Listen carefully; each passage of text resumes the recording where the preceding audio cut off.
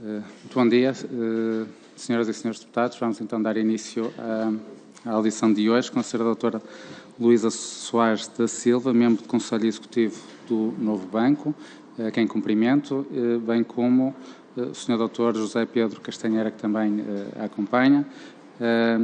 A minha obrigação é recordar que, embora a senhora não preste juramento, está obrigada a responder com a verdade, como bem sabe, e dando início a esta audição, dava a palavra ao Sr. Deputado Eduardo Barroco de Melo.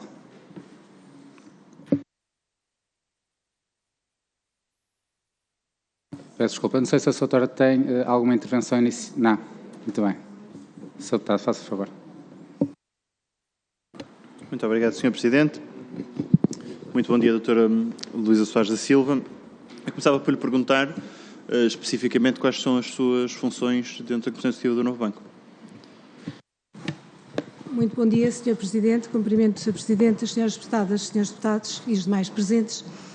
As minhas funções no Conselho de Administração Executivo do Novo Banco... Doutora, peço desculpa. Se for possível aproximar um pouco o microfone para ouvirmos melhor. Pois, eu já tinha posto mais, mas acho que sim. Ouve-se melhor assim. As minhas funções no Conselho de Administração Executivo do Novo Banco são de, o que costuma chamar um Chief Legal and Compliance Officer, ou seja, tenho o pelouro do Compliance, o pelouro jurídico e tenho também um pelouro de acompanhamento de participadas, que é o Gabinete de Participações. Portanto, essencialmente as suas funções são jurídico e compliance, é isso? Sim, e além do acompanhamento das participações, sim. A primeira pergunta que eu queria fazer também era sobre esse percurso. Entrou em abril de 2017, é isso? Correto. Funções, e tem mantido, apesar de já ter sido reconduzida nessas funções, ao longo do seu tempo de permanência no Novo Banco, foram sempre essas as funções que exerceu? Essencialmente sim.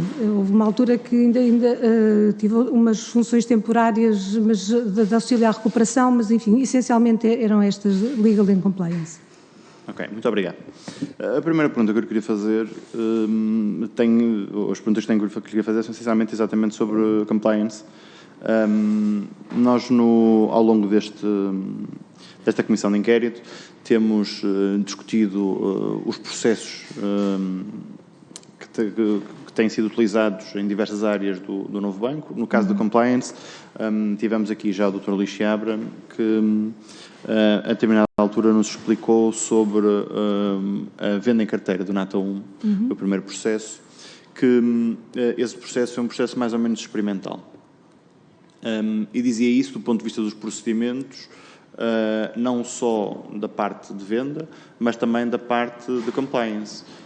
Ou seja, aquilo que nós percebemos é que, do ponto de vista da verificação, eventualmente, de conflitos de interesses, de possibilidade de venda a partes relacionadas, que esses procedimentos não seriam, digamos, os mais otimizados e que, portanto, a primeira coisa que eu queria fazer era o que é que se recorda do ponto de vista da perspectiva do Novo Banco sobre esse tipo de obrigações de compliance, o que é que se recorda desse processo Nata 1? Na perspectiva de compliance e do que o Dr. Luís Seabra referiu, de facto, a operação Nata 1 foi a primeira operação de venda de NPLs que o banco fez. Também houve na parte dos imóveis a operação Viriato, foram as duas de 2018. O que havia na altura, e o Dr. Luís Seabra referiu isso, havia políticas, procedimentos, normas sobre todas as matérias que bem referiu, de análise de contrapartes, beneficiários efetivos, conflitos de interesses, partes relacionadas. Não havia, no entanto, uma norma que, eu devo dizer que até foi de minha iniciativa, porque achei que o banco estaria a começar a fazer um procedimento que não estava habituado a fazer e seria desejável. Aliás, discuti isso com o Dr. Luís Seabra numa reunião que ele teve com os membros do Conselho de Administração Executivo quando estava a fazer o seu plano anual de auditoria, a perguntar-nos o que é que nós estávamos nas nossas áreas a promover, e eu disse, olha, estou a promover uma norma que sistematize esta análise que o compliance faz, mas que não estava sistematizada em termos do processo de venda, mas que fazia. E, portanto, nessa altura aliás, quando se vir o relatório da auditoria sobre Nata 1, o Dr. Luís Seabra, ou a auditoria, dizem que essa norma já estava em elaboração. Mas queria pedir-lhe para detalhar um pouco mais que tipo de falhas é que achava que nessa altura tinha tido esse processo e que necessitavam de correção. Como eu digo, não era bem falhas, independentemente de haver um tema com nata 1 que de facto deveria ter sido fechado o parecer do compliance mais cedo e foi fechado relativamente apenas à LX Partners, devo dizer, mas foi fechado bastante mais tarde.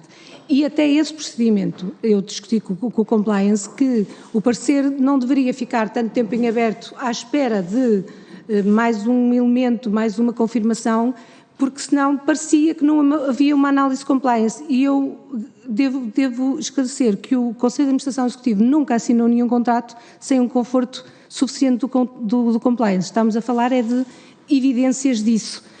Poderia ser um e-mail, poderia ser um parecer final. Este parecer final da LX Partners, de facto, aconteceu mais tarde o seu encerramento, mas confirmou que todas as licenças adicionais que o compliance quis fazer, verificou-se que não havia tema nem de AML, que seria um tema dos mais graves, conflitos de interesses ou partes relacionadas.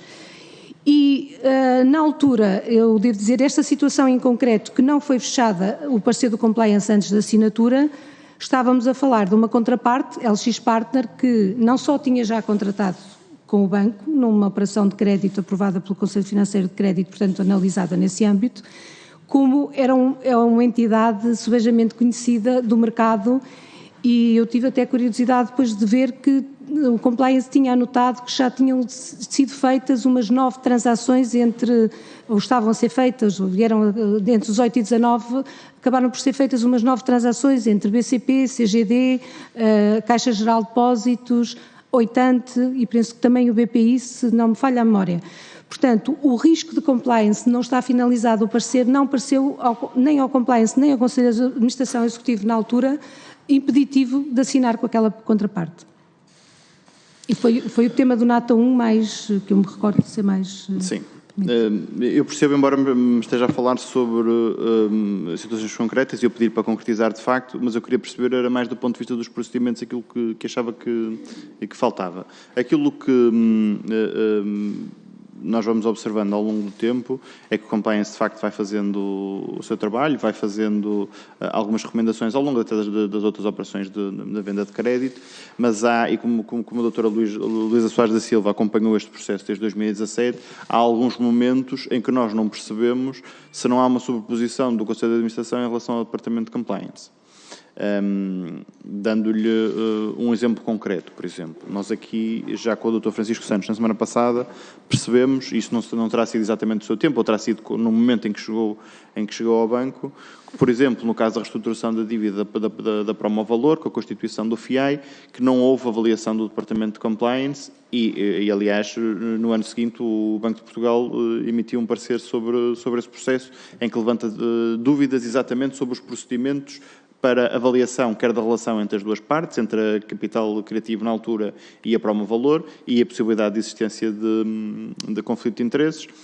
E, portanto, aquilo que nos deixa na dúvida é se, em determinados momentos ao longo destas operações, especialmente aquelas que são mais relevantes para nós e que têm mais impacto, são, obviamente, os grandes devedores, ou as vendas em carteira, que também são operações de grande impacto, se não havia, da parte do compliance, capacidade de se impor. Aliás, o Dr. Francisco Santos disse aqui com alguma razão que o Departamento de Compliance depende também da capacidade, da força que tiver dentro da estrutura do banco. Eu queria lhe perguntar, da sua experiência, que força é que tinha de facto o Departamento de Compliance dentro da estrutura do banco? Indo por partes, a primeira questão, o Conselho de Administração Executivo do Novo Banco não se supõe ao compliance e isso eu posso lhe garantir. Relativamente ao que me está a dizer, é de facto verdade que numa organização o compliance ou tem o chamado empowerment, força, dito em português, ou tem mais dificuldade, e eu creio que é inegável que no novo banco o compliance tem empowerment, como aliás mostrou em diversas situações. Relativamente à situação da Promovalor, eu penso que o Dr. Francisco Santos, aliás, praticamente não me cruzei, eu não sei muito bem, com certeza não terá recordado sequer das normas do novo banco para ter falado nisso, dessa forma, porque é muito claro que a Promovalor era uma operação de reestruturação de crédito e, de acordo com as normas e procedimentos do novo banco, o compliance não tem que se pronunciar sobre operações de crédito. Portanto, de facto, o compliance não se pronunciou relativamente à operação da Promovalor porque não havia lugar a parecer de compliance. E, portanto, aqui não houve falha absolutamente nenhuma. Seguiu os circuitos de análise em Conselho Financeiro de Crédito. Aliás, essa operação, como calcula, foi diversas vezes analisada, monitorizada, e quando foi a Conselho de Administração Executivo, foi finalmente decidida com os pareceres que tinham ido a Conselho Financeiro de Crédito, dados que são os pareceres que são devidos e que não incluem parecer do compliance de todo.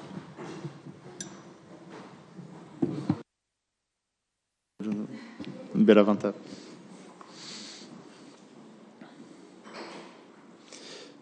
O que me diz então é que, do ponto de vista estritamente formal, não havia necessidade de obtenção de um parecer de compliance, mas consegue perceber que uma operação destas, em que há uma entidade que aparece oferecendo-se para fazer a constituição do FIAI e gerir esse FIAI, sendo detida em parte pelo filho do dono da empresa que devia ao novo banco, que isso suscita eventualmente, pelo menos, alguma estranheza. Isso foi devidamente analisado, como calcula, porque o FIAE, aliás, o Dr. António Ramalho também já explicou aqui, a operação implicava conseguir o acordo daquele devedor a que se incluíssem neste fundo os ativos que assim reforçariam a posição do novo banco em termos de garantias, o que implicou que a sociedade gestora escolhida naturalmente fosse da sua confiança. E sabemos todos, os seus deputados também, que há um conhecimento, o Dr. Nuno Gaioso explicou aqui, relativamente ao Sr. Luís Filipe Vieira e que também envolvia o filho. Agora, isso não é um tema de compliance. Eu, quando muito que varia aí, era um tema de risco reputacional que nós analisamos.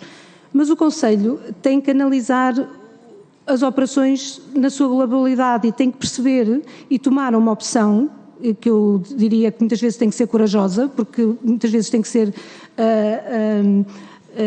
sobre o risco reputacional, de tomar a melhor opção para o banco e não meramente o risco reputacional. Sendo que, se fosse caso de pedir um parecer de risco reputacional, a entidade interna que é competente para isso é a Direção de Risco e não compliance. Sem prejuízo do compliance, naturalmente, dentro do empowerment que tem ou da força que tem, poder a todo momento opinar sobre questões de risco reputacional. Aliás, o departamento jurídico que também trabalha, também poderá, ao analisar uma operação, dizer: eu não vejo aqui um problema jurídico, mas atenção que vejo reputacional. Portanto, isso não preclude, e sobretudo o compliance. Mas o órgão que tem a competência, se nós tivermos mesmo necessidade de um parecer sobre risco reputacional, que é o que eu vejo que poderia estar aqui, seria o departamento de risco. Aquilo que diz o Banco de Portugal não é isso, é que há eventualmente conflito de interesse e possibilidade de venda a partes relacionadas. Mas aquilo que eu lhe queria perguntar, porque retirei isso da sua afirmação, é que, portanto, nós tínhamos o caso de um grande devedor, e pergunto-lhe se era assim para outros, um caso de um grande devedor que não tinha garantias suficientes na ótica do banco que pudessem ser executadas para cobrir a sua dívida, mas na operação de reestruturação era o devedor que mandava nessa operação de reestruturação, é isso? Não foi isso que eu disse. O que é preciso é, nas operações de reestruturação, obviamente, conseguir o acordo do devedor para conseguir que os ativos sejam geridos como novo banco, portanto, ou seja, isto é evidente que numa operação de reestruturação estamos dependentes de chegar a acordo com o devedor, mas não quer dizer que seja o devedor que manda na operação. Eu confesso que o Banco de Portugal, é evidente que quando o devedor está envolvido numa operação, há todo um cuidado maior na análise, mas neste caso, essa análise nessa perspectiva face à vantagem para o banco, e é isso que o gestor tem que ver, é a vantagem para o banco, fez-nos decidir pela vantagem superior de obter mais garantias, ter um aval do Sr. Luís Filipe Vieira e mulher e ter a operação mais garantida, no fundo, não totalmente, mas garantida naqueles termos. Sabemos que não cobria a dívida toda, mas mais garantida.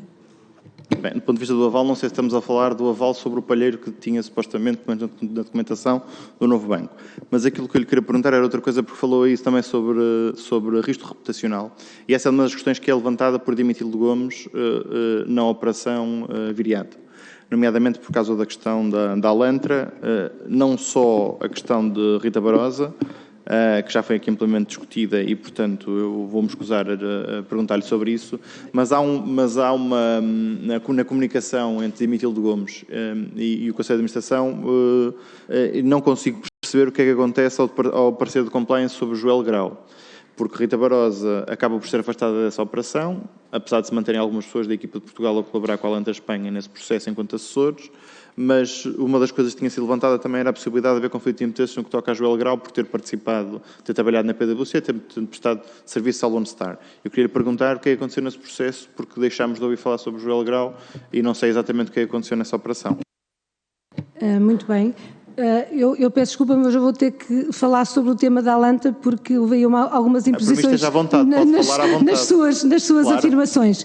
A doutora Rita Barosa não foi afastada da operação da Alantra e não se manteve equipa de Portugal. Eu já, como referiu isso, eu penso que é importante voltar ao tema para ficar claro.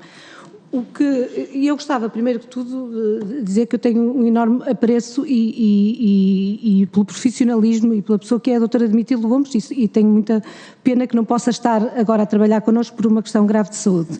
Mas, de facto, neste parecer, o que está na origem deste parecer é um parecer do compliance sobre conflitos de interesses sobre esta Alantra Espanha e, portanto, não estava em causa envolver a doutora Rita Barosa. Isso foi uma mitigante que, a posteriori, o Conselho disse, então, se o tema é esse, não se envolve pessoas de Espanha. Eu devo dizer que havia um parecer de 5 de abril em que o compliance disse nada a opor à Alantra Espanha, que era a equipa que foi proposta pelo Departamento Imobiliário e era a equipa que de facto tinha o know-how e nós verificámos pelo track record que seria importante numa operação daquelas que era a primeira do Novo Banco ter uma equipa boa com track record como a Alantra e depois quando o compliance levantou aquele tema, aí sim nós fizemos uma mitigação no sentido de estatuir mesmo no contrato com a Alantra Espanha que não envolveriam elementos da Alantra Portugal. E eu devo dizer que depois houve uma auditoria e foram envolvidos 2 elementos portugueses, mas também gostaria de dizer que o primeiro português é da equipa da Alantra Espanha, e eu penso que o senhor não deve ser discriminado pela nacionalidade, ele é da equipa da Alantra Espanha, e o outro era um mero estagiário que usaram localmente, e penso que até com benefícios de custo, não vir alguém de Espanha fazer aqui a chamada papelada dos closings de uma operação de 9.000 imóveis. Portanto, não atribui relevância. A Alantra Espanha tinha ficado de nos informar se quisesse envolver, não informou, a auditoria tentou isso, mas eu confesso que a gravidade dessa envolvente desses 2 portugueses é apenas essa. Agora, sobre o Joel Grau, deixe-me sobre o Joel Grau, o compliance apenas mencionou que foi assinado pelo Joel Grau, não viu tema nenhum nessa assinatura. O Joel Grau aparecia como membro da Alantra Espanha, que tem o passado que tinha estado há 4 anos, ou na KPMG ou na PwC, teve numa e noutra, já não sei qual foi a última, e depois a última acho que foi a PwC. Compliance não atribuiu relevância e o facto é que não mencionou que viu e não levantou nenhum tema quanto a isso.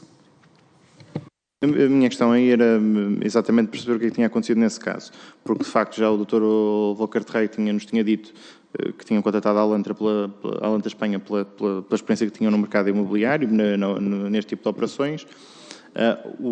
Aquilo que nos preocupava é, do ponto de vista da documentação, parecer-nos que, apesar de haver o afastamento de Rita Barosa, e quando diz não houve afastamento porque ela não esteve incluída, embora se previsse a possibilidade de Isto internamente na Alantra, não estou a dizer que fosse o novo banco. Ou seja, não estou a dizer que estivesse previsto no contrato. Ao novo banco. O que eu estou a dizer é que nos nos procedimentos da Alantra está previsto que neste tipo de operações a equipa local pudesse participar e, obviamente, a equipa local era dirigida por Rita Barosa, daí o seu envolvimento e daí terem sentido a necessidade de afastar expressamente no contrato para que não houvesse esse tipo de problema. Mas, de facto, depois de Joel Grau, a doutora Dimitil Gomes refere essa possibilidade de haver conflito de interesse por causa da prestação de serviço à PwC, mas de facto não se volta a falar sobre esse assunto. Portanto, o que posso depreender é que o próprio Departamento de Compliance terá dado aval a esta participação, é isso?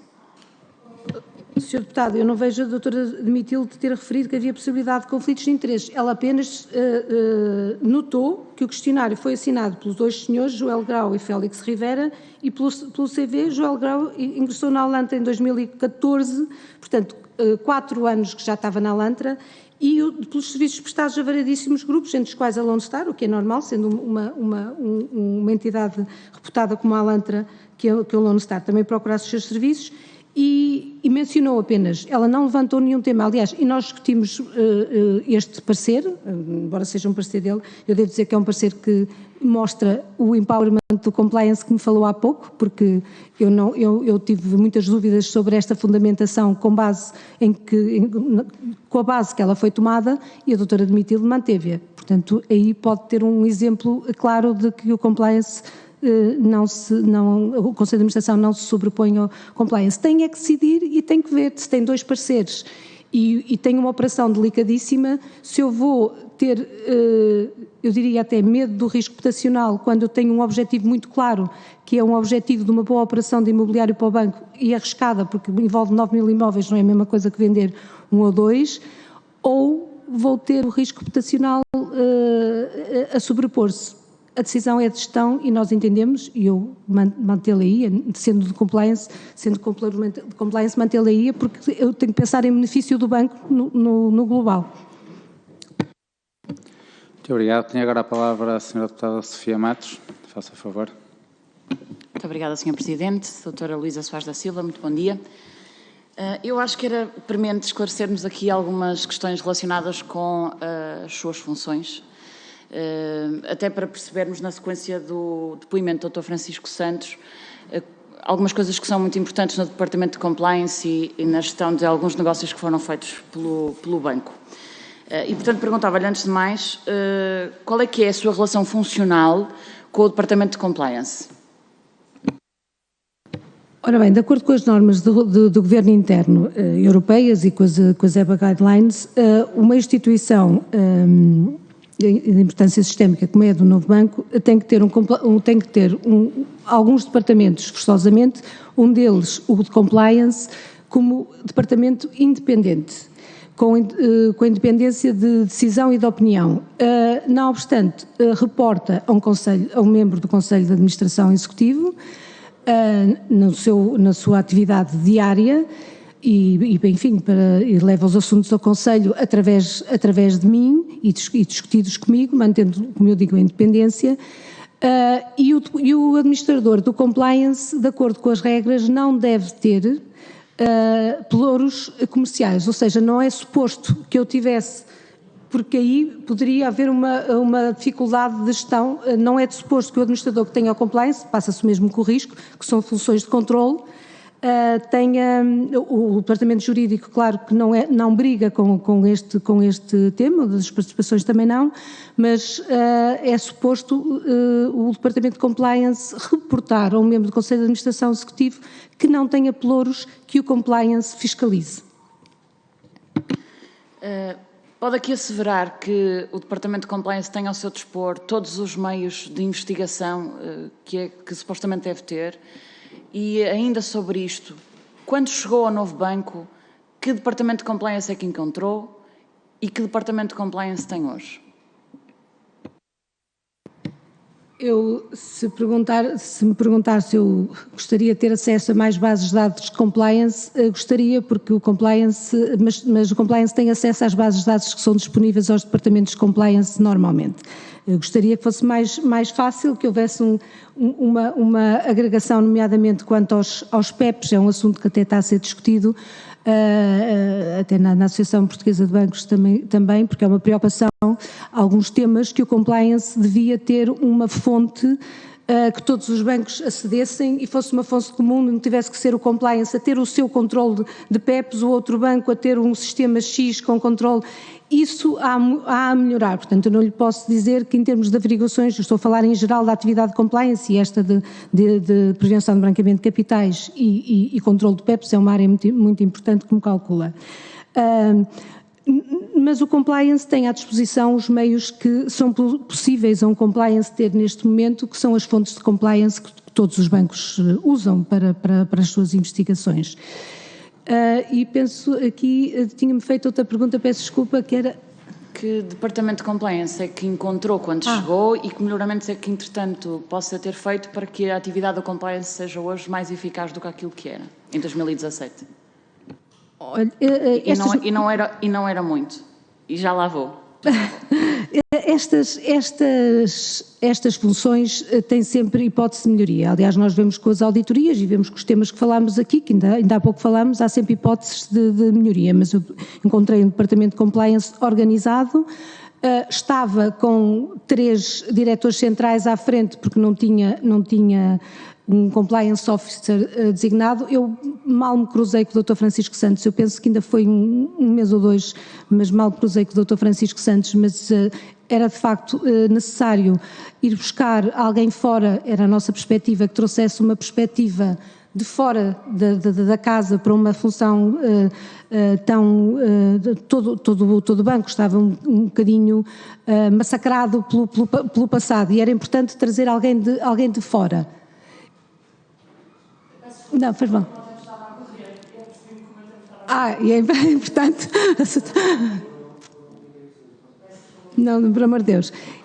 Mas, naturalmente, há sempre vindo uma pessoa de fora. Eu vinda de fora, quando entrou a doutora Admitilde, olhámos, fizemos algumas reorganizações. Eu diria que tínhamos um bom departamento. Temos excelentes profissionais, eu não fui a única a dizê-lo, mas temos em geral no banco.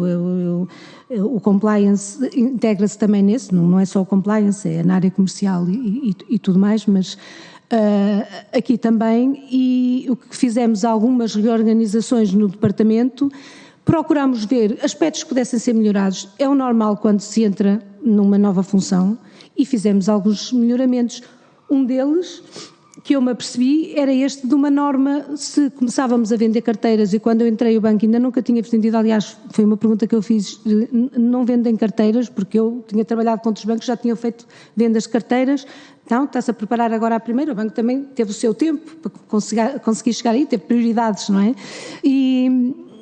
E essa norma foi uma delas, e a organização já havia um comitê de produto muito bem estruturado pela primeira gestão do novo banco, claro que melhoramos alguns aspectos, mas já estava muito bem estruturado, que é outra área essencial do compliance, e tendo em conta também o tema passado BES, é a análise dos produtos com parceiros de todas as áreas antes de um produto ser distribuído, para ver o que isso implica de trabalho. Hoje em dia, no novo banco, desde o início do novo banco, não há produto que seja distribuído sem ter passado pelo comitê do produto, onde estão administradores, mas, sobretudo, estão as direções todas que podem ter implicação, desde o compliance, ao departamento jurídico, ao risco operacional, aos meios operacionais também, fiscalidade, tudo, mas...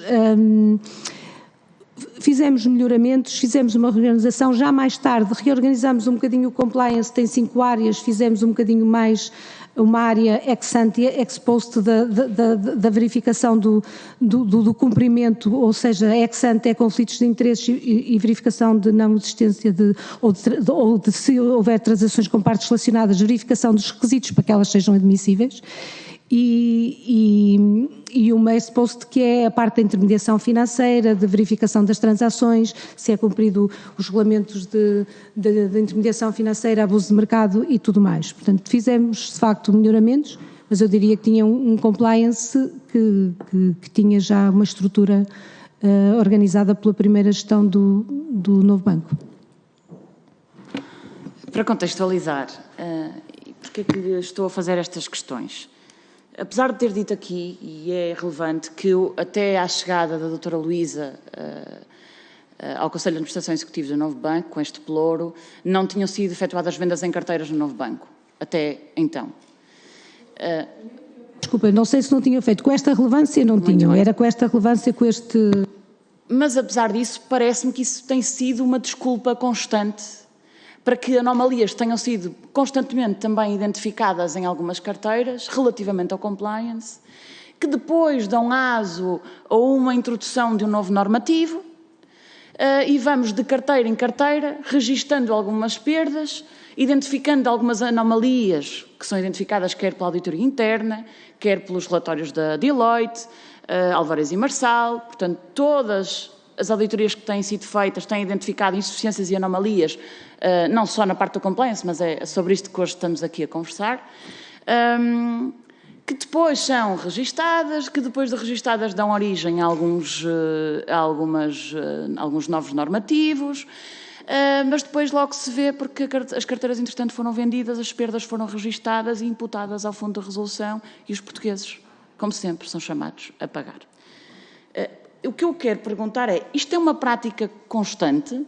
Quando é que isto vai terminar? Vai terminar quando o dinheiro do Fundo de Resolução acabar e quando o novo banco conseguir ir buscar aquilo que provavelmente já devia ter ido buscar há algum tempo, mais valia que tivessem assumido como tal, logo no início, na venda? Ou vamos continuar aqui sucessivamente a registar algumas anomalias e falo, por exemplo, concretamente, a carteira Viriato. O Departamento de Auditoria Interna identificou que a avaliação das partes relacionadas na venda do portfólio Viriato não teve formalização específica pelo Departamento de Compliance, lacunas no processo de controle de conflito de interesses nos serviços prestados por assessores contratados para auxiliar a venda do portfólio imobiliário. Entretanto, ainda sobre o compliance, mas no processo NATA 1, insuficiências no processo de avaliação de transações com partes relacionadas, insuficiências no processo de seleção de assessores jurídicos e financeiros, insuficiente análise de contrapartes. E depois o que mais me intriga é que o que também denotamos é que às vezes o departamento funciona, o departamento reporta e que é feita a tábua rasa daquilo que é dito pelo departamento de compliance. E isso intriga-me não só a mim, como também os portugueses, que têm que perceber que dentro do novo banco as regras, as leis e os regulamentos são cumpridos. Não sei se isto lhe merece algum comentário. Merece, e de total discordância, eu tenho que lhe dizer, Sra. Deputada, porque é de total discordância do que disse. E até de uma injustiça grande para o trabalho do Departamento de Compliance, eu devo dizer, e não sou eu aqui que estou em causa, mas há aqui muito trabalho por trás, e portanto dizer isso é não saber como funciona o Departamento de Compliance do Novo Banco. O Departamento de Compliance do Novo Banco, e foi anotado melhorias, e eu acho bem falarmos sempre de casos concretos, porque eu por exemplo, dei o exemplo do NATA 1 da LX Partners, porque é o único finding que eu me recordo do NATA 1 mais relevante, em termos de compliance, à parte do tema da norma que eu passo a explicar, e no NATA 1 que verificamos até, eu devo dizer que a Sra. Deputada Mariana Mortágua levantou ao Dr. António Ramalho temas do NATA 1 e de uma pessoa específica, Vitório, eu não sei os nomes todos de cor, Vitório Bergo, mas foi mandado até já a essa comissão, e o compliance na altura pediu um relatório específico de uma firma especializada, Refinitiv, porque viu que teve aqui ongoing há muito tempo, mas ainda assim deixa-me pedir. Portanto, é injusto dizer que, porque há falhas de evidências, porque as auditorias centram-se em evidências, e bem, porque é o que elas têm que ver. Há falhas de evidências, não quer dizer que na substância tenha passado alguma situação que eu considero preocupante, porque o compliance avaliou, nós até costumamos dizer, se a Sra. Deputada for ao compliance, vai ver quem está a avaliar as contrapartes, está ao lado de quem faz a análise de conflitos de interesses, partes relacionadas, aquilo é tudo junto. Portanto, o que acontece é que o modelo de parecer que estava estava elaborado e bem formalizado, e ainda assim nós melhoramos, porque isto tem sempre espaço para melhoria, não nos enganemos, há sempre espaço para melhoria. Era um modelo de análise de prevenção de branqueamento de capitais e detecção de beneficiários efetivos. Mas, ao fazer essa análise, esse departamento corre um sistema, eu penso que a doutora Paula Gramassa explicou até bem aqui, que o banco tem de partes relacionadas. E eu aproveito para dizer que partes relacionadas somos nós, membros do Conselho de Administração, membros do Conselho Geral de Supervisão, entidades relacionadas connosco, acionistas. Portanto, não são só os acionistas, e cada vez que o compliance analisa na perspectiva daquele parecer, ele fazia essa análise. Não constava, era uma linha de que fez a análise de conflitos de interesses e fez a análise de partes relacionadas, mas não deixou de a fazer, e isso para nós é muito claro. Agora, se me diz que melhoramos os procedimentos, se formos a ver hoje, e a auditoria já viu isso, porque com a auditoria da Deloitte inicial nós fizemos todo um levantamento, não só no compliance, todos os findings da auditoria, e hoje em dia o compliance fez um parecer daquilo que fazia, um modelo daquilo que fazia, mas em que é claramente dito que fez essa análise. Eu penso que respondi. Ainda insistindo na mesma ideia, eu percebo que está a defender o trabalho dos colegas que trabalham no compliance, e aquilo que verdadeiramente acontece, e que algumas vezes foi aqui reportado, é que os colegas trabalham e reportam. O que acontece a seguir é que me parece, é que o Departamento pode não ter força suficiente vinculativa para que essas recomendações sejam seguidas. E é por aí que eu também gostava de ir. O Dr. Francisco Santos disse aqui que o Departamento de Compliance tem a força que lhe quiserem dar. Que força é que o Departamento de Compliance do Novo Banco tem, ou tinha, e que hoje tem? Eu não sei a que tinha, mas sei a que tem hoje, toda. E se a doutora me concretizar casos, além do da Alantra, que é um tema de risco reputacional, eu friso muito isto porque muitas vezes até os próprios auditores se induziam em erro porque teve origem numa análise de conflito de interesses. E a conflitos de interesses, eu volto a dizer, havia um parecer de 5 de abril, antes do parecer da doutora Domitila, a dizer nada a opor. E, portanto, se me fala desse caso, eu já o expliquei, eu não conheço outro, eu agradeço se a doutora conhecer outro, que me diga, porque eu não conheço outro que esteja aqui em causa nas matérias que temos discutido. Posso dar-lhe, por exemplo, aqui alguns casos, na carteira Viriato já falei na Anata 1, na GNB Vida, por exemplo.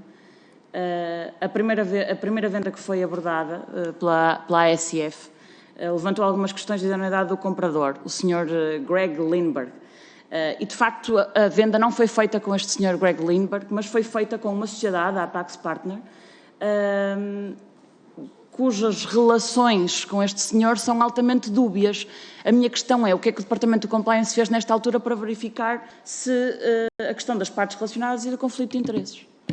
Doutora, esse é um exemplo que me dá totalmente razão, e eu vou-lhe explicar porquê. O contrato que foi assinado, o compliance viu, a doutora sabe hoje que o Sr. Greg Lindbergh foi acusado de corrupção, não se sabia à altura. E isso é muito importante dizer, como num julgamento nós não podemos julgar uma situação como sabemos hoje e que não se sabia à altura.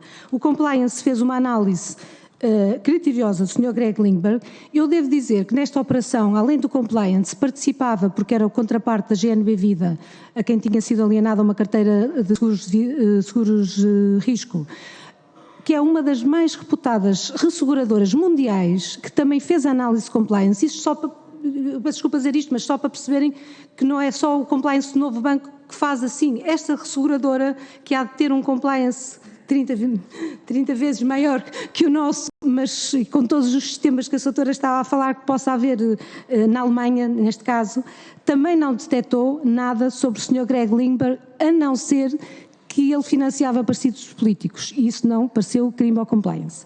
Portanto, o compliance, não houve aqui nenhum tema que o compliance suscitou e que ninguém viu, não, o compliance deu um parecer positivo porque não havia nada sobre o Sr. Greg Lindbergh. E a ligação que a doutora diz que poderia haver, depois aconteceu o que aconteceu, começaram a aparecer mais no final do ano nas fontes de compliance, e esta própria resseguradora também se apercebeu, menções ao Sr. Greg Lindbergh e às suas atividades. O contrato tinha sido assinado, não obstante o parecer favorável do compliance, é importante dizer que nas operações em que há intervenção de regulador, o regulador verifica na idoneidade e dentro da verificação da idoneidade verifica conflitos de interesses, inclusivamente, é uma apreciação muito ampla. O próprio regulador, a doutora Margarida Correia de Aguiar, veio aqui ao Parlamento dizer, fizemos todas as verificações, não há nenhuma ligação entre o Sr. Greg Limber e a Apax. O que aconteceu é que a Apax adquiriu o veículo que tinha sido constituído pelo Sr. Greg Limber, nossa contraparte do Novo Banco, e com a gestão, certamente, porque adquiriu o veículo, e passou ela a ser a compradora, mas isto foi analisada nessa altura da Apax, foi novamente analisado pelo compliance se havia algum indício de alguma relação, não, o compliance deu parecer favorável e o regulador confirmou. Eu acho que mais do que, eu lembro, tenho aliás aqui o comunicado, foi claríssima as declarações da Sra. Presidente da ASF. Portanto, não é um exemplo de que o parecer de compliance não tenha sido seguido, pelo contrário, foram pareceres positivos com os dados à altura. Doutora, obrigada pelos esclarecimentos. Ainda sobre a questão da análise de contrapartes, conflito de interesses e branqueamento de capitais, esta comissão de inquérito está aqui, naturalmente, para perceber o que se passou, mas também está cá para perceber o que é que pode fazer para que o que se passou não volte a acontecer. A pergunta que eu lhe deixo é naturalmente caricatural, mas eu acho que é importante para percebermos o que é que nós podemos fazer juntos daqui para a frente para que algumas questões de branqueamento de capitais, inclusive, sejam mitigadas. O RCBE hoje diz que uma participação, define aliás que são 25% a participação para decidir quem é que são os beneficiários efetivos ou mais. Quem tiver mais de 25% é analisado e é considerado um beneficiário último. Quem não tiver, disse-nos aqui também o Dr. Francisco Santos, é analisado, ou melhor, a sociedade, os beneficiários últimos da sociedade passam a ser os gestores ou os administradores, ele até falou aqui dos gerentes ou uma coisa assim do género. A pergunta que lhe faço é a seguinte: se 5 ou 6 traficantes de armas decidirem fundar ou criar um fundo numa offshore e nenhum deles tem 25% e arranjam um gestor muito credível para gerir esse fundo, como é que é feita a análise destas contrapartes e como é que sabemos se estas pessoas têm idoneidade ou não para fazer negócios com o novo banco? Naturalmente que a análise ao abrigo da Lei 83 de 2017, que é a Lei de Prevenção do Branqueamento de Capitais, é das análises mais completas que tem que se fazer, e porque é uma situação gravíssima deixar passar um tema de branqueamento de capitais. O compliance analisa a estrutura toda. Eu devo dizer que não é assim tão simplista a aplicação da Lei 83, tal como depois alterada pelo Parlamento em agosto de 2020, mas não é só verificar, tem 25%. Às vezes, eu penso que às vezes parece que a verificação dos 25% é o que o compliance faz. E não há 25%, passa ao controle de gestão. Não. O que a lei diz é, beneficiário efetivo é uma pessoa singular. Quando o Sr. Francisco Santos era Head of Compliance, nem sequer estava em vigor esta lei, era outra. Eu não sei, eu não vou questionar o que é que o Dr. Francisco Santos sabe deste regime, vou-lhe dizer o que eu sei e o que a minha equipa sabe. O beneficiário efetivo é a pessoa singular que, em última instância, detém a propriedade ou controle do cliente e ou a pessoa singular por conta de quem é realizada a operação ou atividade. Portanto, nós estamos aqui sempre à procura de quem é que controlou esta decisão de investimento. Vem-me tal empresa, eu tenho que perceber a estrutura toda da empresa, tenho que perceber, há critérios, de acordo com a Lei 83 e com o aviso 2 do Banco de Portugal e mais alguma legislação regulamentar do Banco de Portugal sobre as jurisdições, o risco implícito nas jurisdições. Eu tenho que ver se há algum critério de controlo de propriedade ou outro, porque há outros que podem, imagine, verifica-se que há alguém que tenha poder de designar a maioria da gestão desta empresa. Naturalmente o controlo vai até aí.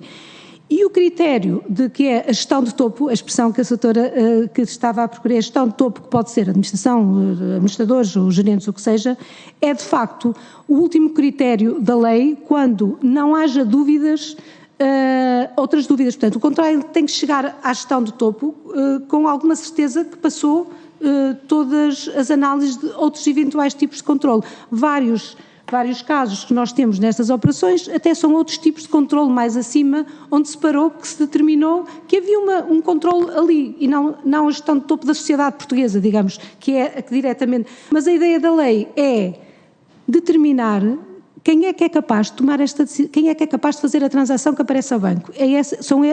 Quem determina a vontade da entidade, quem controla a entidade, podem não ser os administradores, se tiverem alguém acima que é o proprietário e lhes diz é 100% e diz o que fazer, e tivemos casos desses.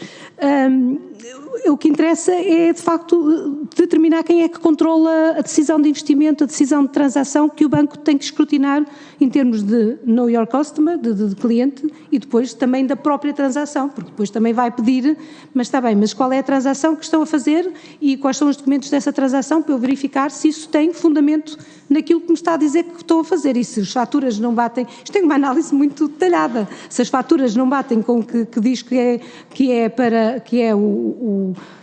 se for para países estranhos, digamos, há aí mais, que foi o que a doutora referiu, jurisdições estranhas, tem que se verificar muito bem a documentação que está subjacente a isto, para ver se é de facto uma realidade substancial a uma empresa que tem atividade, ou é apenas uma empresa que nos estava a dizer que, enfim, poderia ter outros fins que não uma atividade lícita. Muito obrigado. Tem agora a palavra o Sr. Deputado Duarte Alves. Faça favor. Muito obrigado, Sr. Presidente. Queria começar por cumprimentar a doutora Luísa Soares da Silva. Não pude estar em toda a audição porque, ao mesmo tempo, estamos a ter outras reuniões de outras comissões e, portanto, não ouvi tudo aquilo que colocou nas anteriores rondas. No entanto, as minhas perguntas são poucas, mas antes das perguntas queria referir 3 casos concretos, 3 pareceres que até nem sei se já não foram aqui mencionados, provavelmente já foram. Há um parecer do compliance sobre a carteira Viriato, em que a determinado momento se diz, refira-se que até ao momento não resulta documentada a informação que permita aferir a origem e circuito dos fundos, ordenadores, geografias, instituições financeiras envolvidas que venham a estar relacionadas com este negócio e que seria desde já salutar que estes elementos possam ser aclarados. Isto está escrito pelo compliance. Este era um dos casos. O segundo é venda da GNB Vida. O parecer do compliance é positivo, é favorável. No entanto, identifica que não tem qualquer registro sobre um conjunto de investidores. Há 1 ou 2 investidores em que é feito um registro, há um conjunto de outros investidores em que não há qualquer registro. Ainda assim, o parecer é favorável, o que significa que não está demonstrado que haja contrapartes relacionadas ao conflito de interesses. Não significa que esteja demonstrado que não há. Não é? Há uma diferença entre estar demonstrado que não há partes relacionadas ou não ter sido demonstrado que houvesse quaisquer partes relacionadas. Ainda assim o parecer é positivo, mas tem esta falha num conjunto de investidores de não saber haver qualquer registro. O terceiro é sobre o projeto NATA 1, também um parecer de maio de 2019, em que é referido sobre este fundo KKR, que é uma estrutura de propriedade que se afigura complexa, envolvendo entidades sediadas em várias jurisdições, e diz também que, embora os dados em presença não permitam uma avaliação de risco completa, portanto, é dito que não é possível fazer uma avaliação de risco completa, dá-se o parecer favorável. Nós já percebemos que os pareceres que eram negativos chegavam à Comissão de Acompanhamento e ao Fundo de Resolução. A questão que nós gostaríamos de perceber é estes pareceres que são positivos, são favoráveis, mas que têm estas considerações lá pelo meio, sobre falta de informação, o outro com falta de registro sobre um conjunto de investidores, este sobre uma avaliação de risco que não é completa, se estes elementos passaram ou não para a Comissão de Acompanhamento, ou se por ser favorável nem sequer ia o parecer do compliance. Esta seria a nossa primeira questão. A Comissão de Acompanhamento tem acesso a todos, eu diria que tem acesso a todos os elementos que pedir, ou seja, se a Comissão de Acompanhamento entendesse ter os pareceres de compliance, se eles iam facultados, eu penso que o Dr. Barcinha Vieira foi muito claro que a colaboração do banco é total. O que acontece nestes pareceres que são positivos, podem ter umas partes finais, como por exemplo aquela que indicou, é salutar, e há outro até que eu já não me recordo qual é, mas que também diz isso, é salutar ou é preciso que se veja no momento próprio, porque isto é uma aflição pré-assinatura.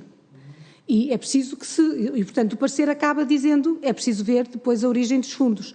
E para quê? Para ver, aliás, esse foi um tema que a Alvarez e Marçal nos deu os 75% e não 100%, vocês têm que comentar melhor que de facto verificaram, fazer o backtrack para saber se aquelas SPVs que verificaram, demonstrar que são aquelas que de facto vieram a transferir os fundos. Agora, eu posso lhe dizer que estas recomendações são todas seguidas pelo compliance, portanto, este é um parecer para permitir uma assinatura. A partir daqui, o compliance continua a verificar estes aspectos, portanto, estas recomendações, ou quando há condicionantes, mais ainda, naturalmente, o compliance verifica se elas se vieram aí, de facto, a cumprir. Eu não estou propriamente a fazer perguntas sobre o acompanhamento que é feito pelo compliance. Neste caso, o que me interessa particularmente é a relação entre o compliance e a comissão de acompanhamento, ou seja, porque foi-nos dito que haveria uma comissão de acompanhamento, na altura da venda, que iria zelar pelos interesses dos contribuintes, que são quem depois acaba por pagar as perdas que acabam por resultar destas operações. E, portanto, o que nos interessa é perceber como é que é esse acompanhamento. Aquilo que faz o novo banco é aquilo que o banco entende fazer. O que nos interessa é o mecanismo de controle que foi apresentado, se está a funcionar ou não. E aquilo que nós já percebemos a Comissão de Acompanhamento só funcionava com documentos fornecidos pelo próprio banco, não tinha meios técnicos próprios, aliás, eram só 3 pessoas. Disse-nos que tinham acesso a todos os documentos que pediam. Bom, mas a minha pergunta é, por definição, parecer de compliance positivo, mas que tem lá um conjunto de considerações, tem lá um conjunto, podem não ser, pode não ser condicionantes no termo certo, mas tem lá um conjunto de considerações ou de falhas de informações. Um parecer favorável é sistematicamente enviado à Comissão de Acompanhamento ou não? Sr. Deputado, para lhe explicar o envolvimento da Comissão de Acompanhamento, eu diria que ele vai além do que estava até previsto no CCA. Eu penso que já foi aqui dito. A Comissão de Acompanhamento está prevista nas reuniões, está presente, peço desculpa, nas reuniões do Conselho Geral e de Supervisão. Estas transações, naturalmente, vão todas ao Conselho Geral de Supervisão. Parte da documentação que a Comissão vai tendo acesso é através dos documentos do Conselho Geral de Supervisão. Eu devo-lhe dizer que são muito detalhados, portanto, para o Conselho Geral de Supervisão, que é um órgão de fiscalização com maioria de independentes e que exige ver os elementos. Portanto, eles de facto têm acesso, em termos das grandes operações, bem, tudo o que vai ao Conselho Geral de Supervisão, não há uma desagregação de matérias para a Comissão de Acompanhamento. Ela está presente em qualquer Conselho Geral de Supervisão, portanto, verifica como é que se passa a atividade normal, como é que se passa a atividade CCA que lhes cabe, até para isso mesmo teve essa facilidade, digamos, e além disso, está presente também quando são operações de reestruturação, mas isso não tem, como eu já expliquei, não tem pareceres de compliance necessário, não sei que seja pedido um parecer específico sobre alguma matéria, mas em princípio não, nos Conselhos Financeiros de Crédito, onde são decididas as operações sobre crédito. Portanto, o facto de estar presente recebe a informação, eu posso lhe dizer, tem tanta informação como tem o Conselho Geral de Supervisão. Mas não há nenhum mecanismo sistemático de envio dos parceiros de compliance para a Comissão de Acompanhamento? Assim dito, não, mas não parece que fosse útil para a Comissão de Acompanhamento, porque o que vai ao órgão de fiscalização é aquilo que se congrega como sendo necessário para ir. Muito bem. já ficámos a perceber que não há nenhum mecanismo de envio desta informação. Há outros mecanismos, há outra informação, se eles pedirem, obviamente... Nem estava previsto. Nem está no previsto, contrato. mas precisamente, mas nós estamos a criticar o que está previsto. Podemos também criticar o próprio acordo. Mas também não estava capital previsto estar nas contingente. reuniões todas do Conselho Geral de Supervisão de todas as matérias e está. Portanto, era só... Não, está previsto no contrato de venda que tem direito à mesma informação de qualquer membro do Conselho Geral de Supervisão e que podem participar nas reuniões. Mas, enfim... Desculpe, eu estava a dizer Conselho Financeiro de Crédito, enganei-me, não bom, do Conselho Financeiro de Crédito. Porque no Conselho Geral de E Supervisão no Comitê de está lá Imparidade, escrito. não, no Conselho Geral de Supervisão sim, peço desculpa. No Conselho Financeiro de Crédito, no Comitê de Imparidade é que já foram também, porque é importantíssimo para eles seguir o Comitê de Imparidade dos créditos, independentemente de ser CCA. Disse-me que o compliance, depois de ter um parecer favorável com condicionantes, faz um acompanhamento, um follow-up dessas recomendações. Qual é a participação da Comissão de Acompanhamento nesse follow-up? Porque aquilo que nos disse aqui o Sr. José Bracinha Vieira é que uma das dificuldades que a Comissão de Acompanhamento tem é no acompanhamento das decisões que são tomadas pelo Fundo de Resolução. Este acompanhamento que é feito pelo Compliance é também acompanhado por parte da Comissão de Acompanhamento ou, de facto, há aí uma dificuldade? Eu não acompanhei as declarações que me está a referir. Tenho dificuldade de seguir as decisões do Fundo de Resolução.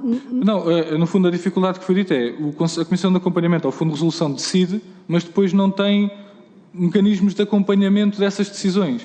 E como me referiu, que os parceiros do compliance que são condicionados depois há um follow-up, há um seguimento dessas decisões, eu queria saber qual é o envolvimento da Comissão de Acompanhamento após as operações serem aprovadas, qual é que é o acompanhamento da Comissão de Acompanhamento? Estes casos que referiu são follow-ups quase mecânicos, deputado. É verificar que, de facto, os fundos, ou seja, não é algo que se vá notificar à Comissão de Acompanhamento. Mas há matérias em que a Comissão de Acompanhamento se mostrou interessada e que foram feitos follow-ups sucessivos pela chamada CCA Unit, que faz não só a gestão do CCA, mas a ligação com os departamentos. E esse follow-up é feito quando são matérias que foi chamada a atenção pela Comissão de Acompanhamento que gostava de seguir mais aquele tema, e isso já aconteceu. Mas de forma sistemática não há... Não, nem acho que fosse muito, quer dizer, enviar todos os parceiros de compliance. Isto é uma verificação, nomeadamente a origem dos fundos, isto é uma frase genérica que o compliance põe no fim para se lembrar que tem que verificar depois, porque isto é ex ante, tem que verificar ex post a origem dos fundos, efetivamente, não só as entidades, mas se de facto o dinheiro veio daquelas entidades e não de outras. Portanto, é uma questão muito técnica, não penso que se justifique. De qualquer forma, representantes da Comissão de Acompanhamento disseram aqui que essa era uma dificuldade que tinham, que era o acompanhamento das decisões que depois são tomadas. Eu já não tenho mais tempo, queria apenas fazer mais uma pergunta, que é se alguma vez a Comissão de Acompanhamento procurou o Departamento de Compliance para obter mais esclarecimentos sobre determinado parecer da Comissão de Acompanhamento. Ou seja, os pareceres quando eram enviados, ou quando eram solicitados, ou quando havia acesso a esses pareceres, se alguma vez a Comissão de Acompanhamento se dirigiu diretamente ao Departamento de Compliance no sentido de obter esclarecimentos adicionais sobre elementos que estavam nesses pareceres. Não tenho presente, pelo menos que me tenha sido dito. O Departamento de Compliance não precisaria de me o dizer. Naturalmente, a Comissão de Acompanhamento não precisa da minha autorização para se dirigir ao Departamento de Compliance. Portanto, pode até ter acontecido, mas que eu tenha conhecimento, não. Muito obrigado. Muito obrigado, Sra. Doutora. Vamos entrar agora na segunda ronda. Os senhores deputados vão fazer a sua intervenção de uma só vez. Pedir o favor de ir registando as várias perguntas que possam ser colocadas e no final de cada uma das intervenções a Sra. Doutora terá a oportunidade para responder. E para começarmos a segunda ronda, dá a palavra ao Sr. Deputado Eduardo Barroco de Melo. Faça favor.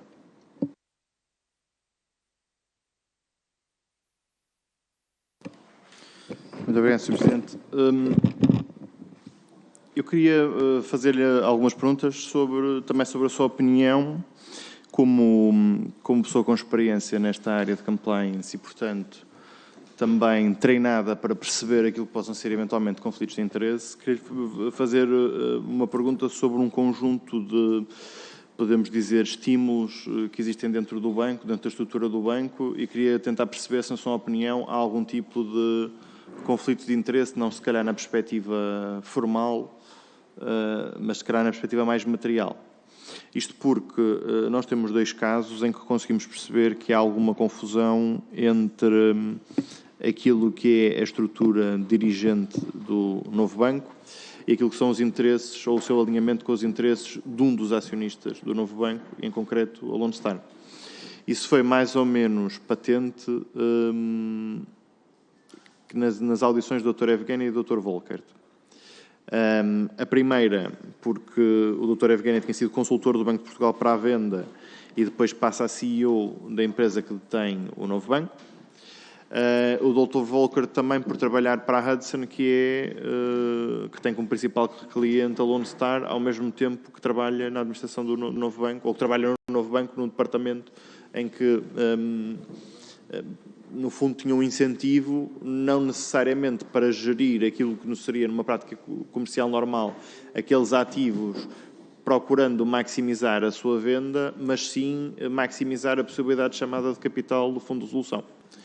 E, portanto, a pergunta, uma das questões que tentamos apurar nesta comissão de inquérito, como nós estamos obviamente preocupados em perceber, em avaliar as perdas registadas e que foram imputadas ao Fundo de Resolução, uma questão que se impõe é, do ponto de vista até se calhar mais de gestão, se o facto de termos um conjunto de pessoas que trabalhou dos 2 lados do negócio de venda e outra que, não trabalhando dos 2 lados, trabalha do mesmo lado, mas tem uma relação de proximidade com um dos acionistas e não com os 2 acionistas, e, portanto, pode-se colocar aqui em questão que interesse é que defende em concreto. Eu queria lhe perguntar se entende que estas 2 situações são normais e se o conjunto de incentivos, neste momento, do novo banco é servir o acionista Lone Star ou é servir o novo banco.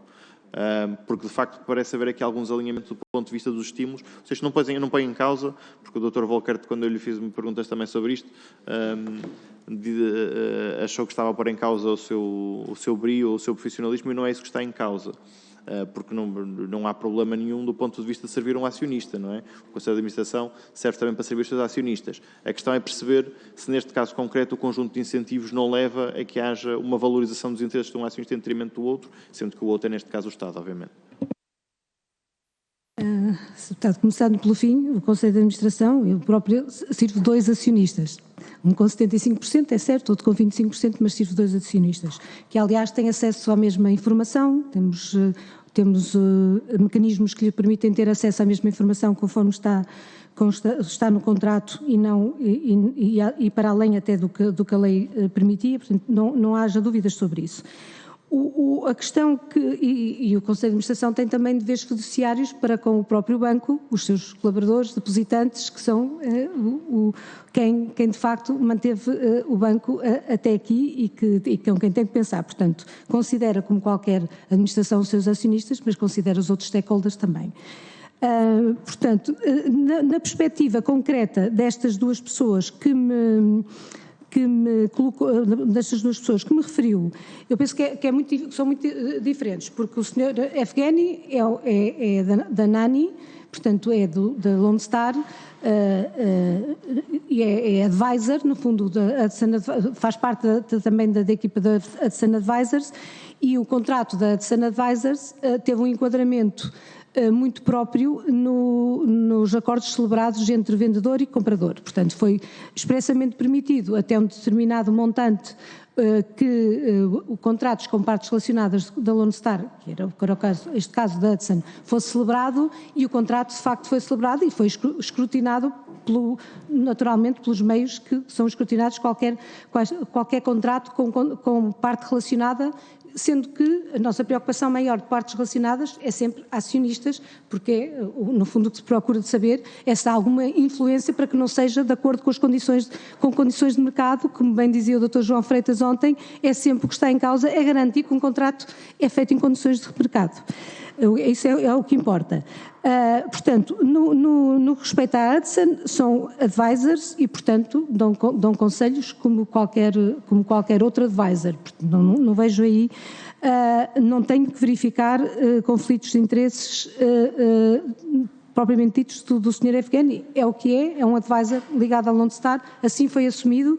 Agora, há registado no compliance quem são as pessoas que, de facto, sendo da Hudson, como foi o caso do Volcker, que eu penso que ele explicou, que o Sr. Volcker explicou que ele, num período inicial, ao abrigo do contrato de prestação de serviços, ele foi, não sei, cedido, seconded, como foi cedido ao novo banco e esteve a atuar como diretor-geral do imobiliário, foi imediatamente registado no compliance e monitorizado para que qualquer atuação dele que pudesse ter a ver com a origem ou com a Hudson não se concretizasse. Porque quando estamos a falar de conflitos de interesses, eu penso que isto é um ponto importante e que convém frisar.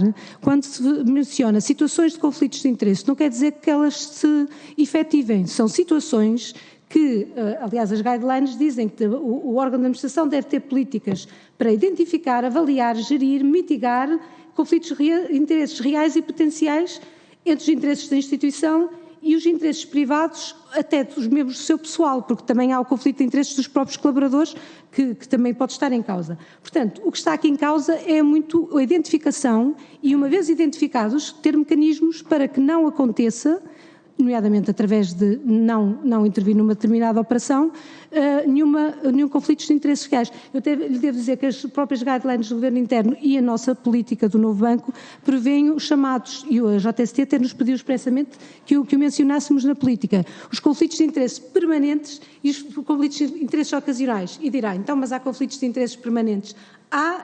Neste sentido, é o regulador que quer que se determine pessoas que têm ali um potencial de conflitos de interesse e, portanto, devem ser registadas, que é o caso do Sr. Volcker, como potenciais conflitos de interesse permanente. E, portanto, tem que, se houver essas declarações ao compliance, e houve, o compliance tem conhecimento do contrato da Hudson desde o início, isso é monitorizado. Eu respondi, mas... Obrigado. A senhora deputada Sofia Matos, faça a favor. Obrigada, Sr. Presidente.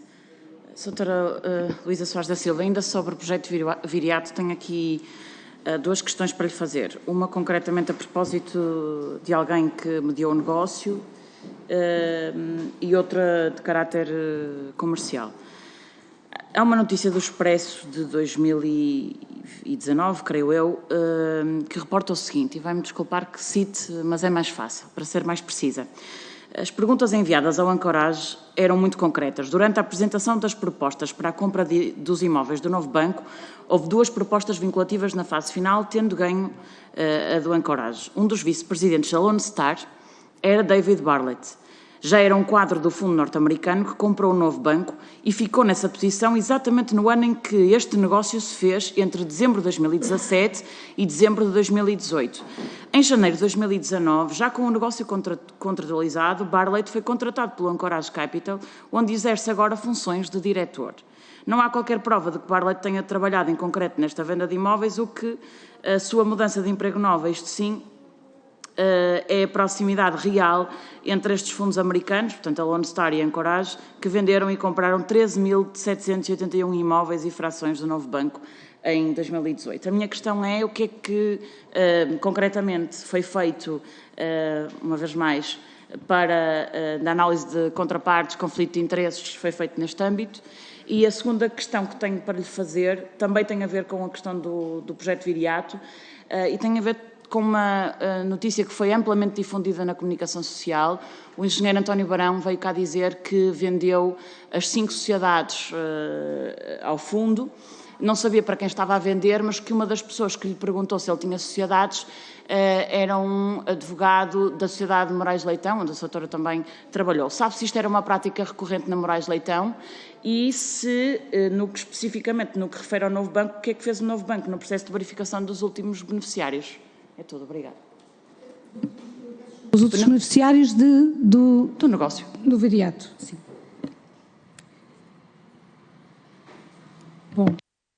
começando pelo primeiro tema. Doutora, este tema de um vice-presidente que passou, eu aliás deveria começar por dizer que vice-presidente, essa expressão não é assim tão relevante como parece, porque acho que o Sr. Volker Smith até explicou, é um diretor, enfim, não é um diretor mais... A passagem, isto não foi motivo de preocupação para nós, nem deveria ser. Isto foi uma investigação jornalística de uma pessoa que passou de um lado para o outro.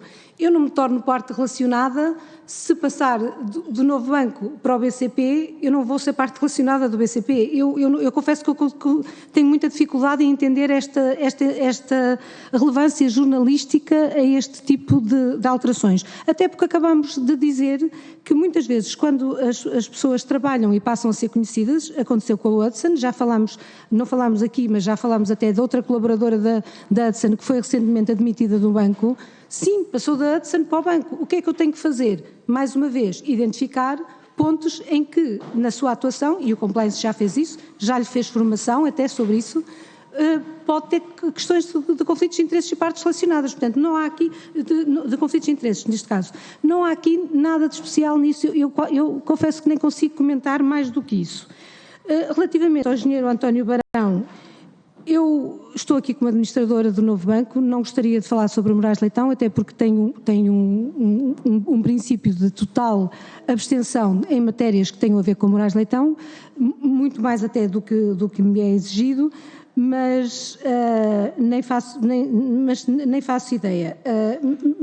Não faço ideia, não sei responder a essa questão, nem era da minha área.